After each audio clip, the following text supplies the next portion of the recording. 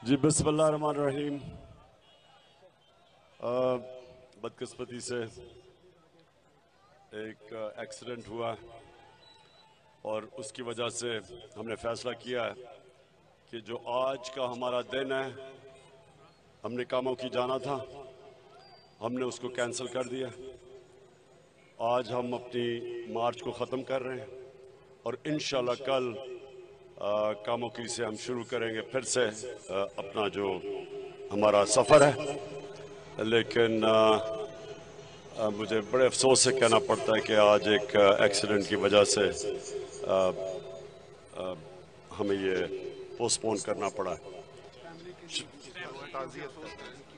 उनकी फैमिली के लिए हम अल्लाह से दुआ करते हैं कि उनको हौसला दे और ताकत दे ये जो ट्रेजेडी हुई है उनकी। शुक्रिया।